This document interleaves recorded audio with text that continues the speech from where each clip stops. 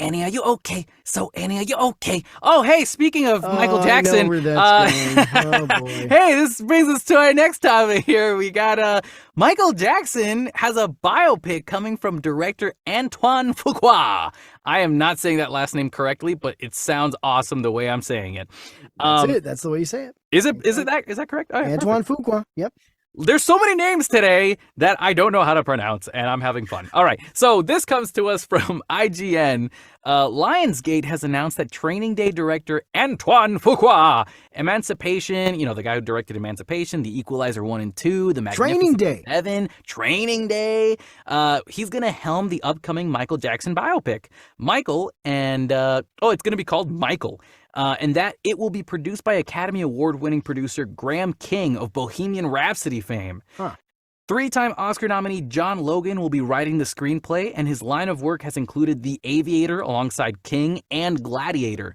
Damn. Aviator, Gladiator, yeah, all the ators. Michael will give audiences the never-before-told and in-depth portrayal of the complicated man who became the king of pop. The official description of Michael reads, "The film will explore all aspects of Michael's life, including his most iconic performances that led him to become the greatest entertainer of all time." Now, all aspects, huh? when I first saw Michael Jackson, it was after I'd seen the movie Shamu. Or no, I'm sorry, Free Willy. Free Willy.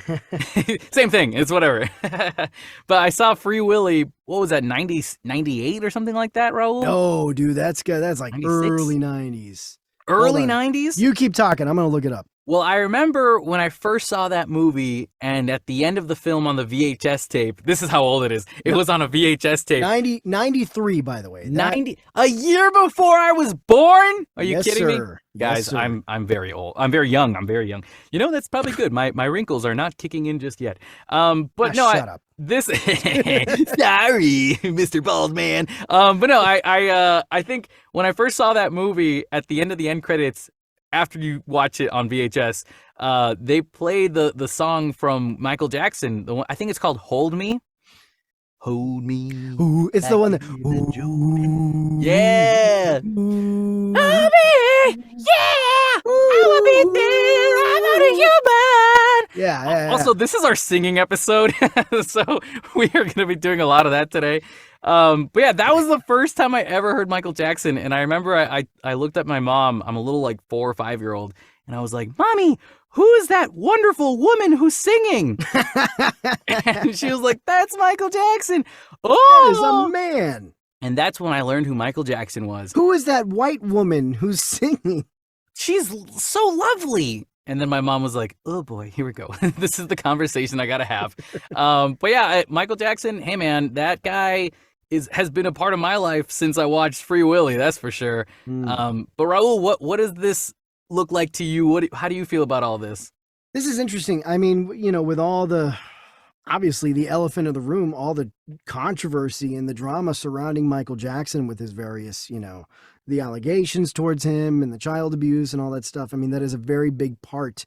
I mean, you're talking about, he is the king of pop, and he's got a stellar record of works and successes in his music. I mean, you're talking about hit after hit after hit for decades. I mean, for what? I mean, from ever since from the 70s all the way up until the 2010s, or when did he die? 2009. 2009. Okay. Yeah. From the 70s all the way up until 2009, the man was working constantly, and he put out so much. He had so many successes and so many hits, and he just became synonymous with pop, and everybody around the world became familiar with his music and grew to love and love his music and love him as a performer. Yeah, honestly, like if you're like under the age of 15 or something like that, and you're listening to this, I'm 1,000% sure you've still heard this guy's music before, because it's everywhere. Michael Jackson, like you were saying, Raul, it sold so many copies. It's actually, I believe I read this correctly, it is the highest sold albums. Like, he sells the most albums out of everybody in music history. Still, to this day, no one has topped him yet, which is insane. That's incredible. Yeah, not even Elvis, right? No. Not even Elvis. Right. King of rock could not beat the king of pop, baby. That is how it happened. But Yeah, I mean, you know what's crazy? I still remember the first time or the day that I found out Michael Jackson died. I was in ninth grade in high school, Oh my and God. we were at a graduation ceremony, and I was in the chorus because we were singing for all the seniors that were graduating, and I was just in the middle of the chorus, and somebody just screamed it out in the middle of the crowd. For all the families that were watching the graduation, they were just like, "Michael Jackson died," and then like everybody's like, "Wait, what? Okay, all right, that's funny. Good one, good one." And then the graduation ended, and we started walking home, and my sister's pulling up her phone saying, "Oh my God, Michael Jackson died! Oh my God, Michael Jackson died!" Ah! And then I went on a huge hiatus because I just all I could do was listen to Michael Jackson music for months, Right. months. It I was remember crazy. everywhere you couldn't escape after his death. I mean, the TV stations, MTV, VH1, they were playing Michael Jackson music nonstop for weeks. I remember Yeah. after that happened. Oh But yeah. but yeah, I mean, he's been such an important part of a lot of our lives for people all over the world. His music undoubtedly will live on, and we're in love with his music. And Now, also, oh sorry, go ahead, go ahead. no, I mean, go ahead and say what you were going to say Okay. before I take this little twist here. Okay, I was just gonna point out that there's been biopic stuff of the Jacksons before, Mm-hmm. of the whole family. There's like been long TV series kind For of TV specials, movie, yeah. which have been good. I remember watching them growing up and thinking that they were good quality in my eyes at the Mhm. time. But this is the first time we're gonna actually get a real biopic film of Michael Jackson, and so I trust Antoine Fuqua and Michael, what's his name, Graham King, John Logan. These guys are all experts in their craft, and just hearing the credentials that they have has given me a lot of confidence that this is going to be a fun movie. So fingers crossed. Let's hope for the best. Let's see what we get out of it. What do you got, Raul? Well, Kevin, I mean, there's the elephant in the room, obviously, about the other side of Michael Jackson, and the whole issues with the courts and the allegations he's had about child abuse and things like that.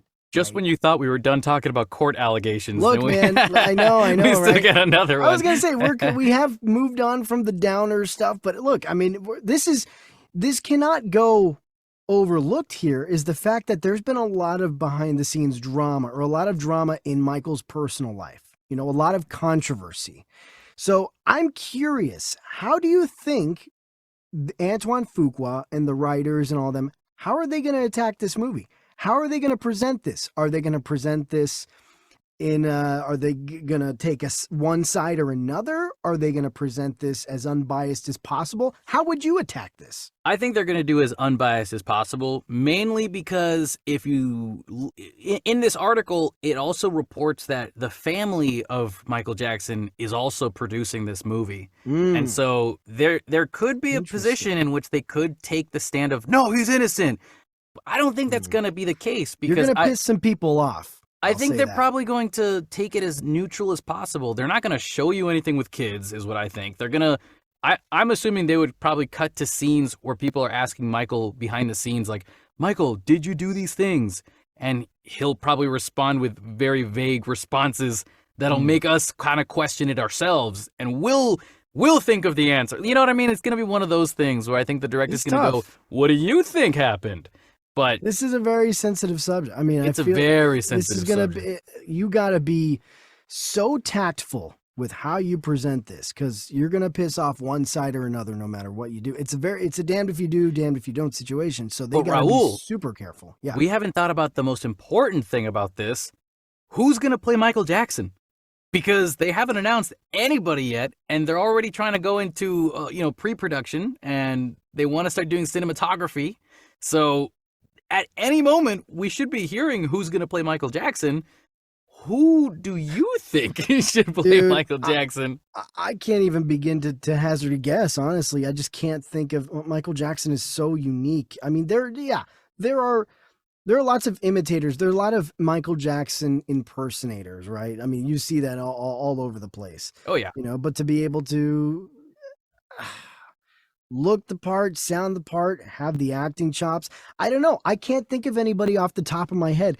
It's going to have to be a situation similar to Elvis where, like, you know, before the casting of Austin Butler as Elvis, like, I couldn't think who the hell could be Elvis. Like, it was the same situation. Yeah, it has to be a complete nobody. Anybody.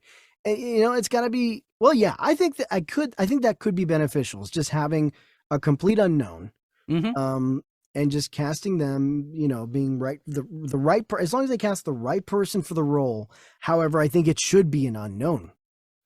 Also, just to maybe this will be a little more of a touchy subject, but you know, there's always, I've seen people online asking, like, should Michael Jackson, the actor who plays him, be black or white? You know, and I think a black actor should play Michael Jackson because we've seen black actors who can, you know, cosmetically for Hollywood change into a white-skinned character before. But whether or not that would work, it's all up to Antoine Fuqua to figure that stuff out, I think, because... I mean, Michael Jackson... Sorry, Kevin. No, go ahead. You're good. You're good. No, Michael Jackson is black, and so I think the person who plays him should be black. I mean, you know... They've done it before with the TV movies and all that stuff. I mean, they've all been played by black actors, you know. It's just for me, I think that the answer to that question is very obvious. He should be played by a black person. I didn't even realize this was up for debate. Yeah, no, it's definitely been a question I've seen on social media, and it does baffle me as well because I'm like, guys, shouldn't it be a black actor because he is black? Of course, his whole family is black. I mean, if you cast a white actor to play this character, it wouldn't make sense either because then in the beginning you're telling the story of his life. You know, if he's a younger little boy, he's gonna have to be black. Yeah. You know, this debate for me is a non-starter. Oh, yeah, this is just no. So for all you listeners, he can't be white.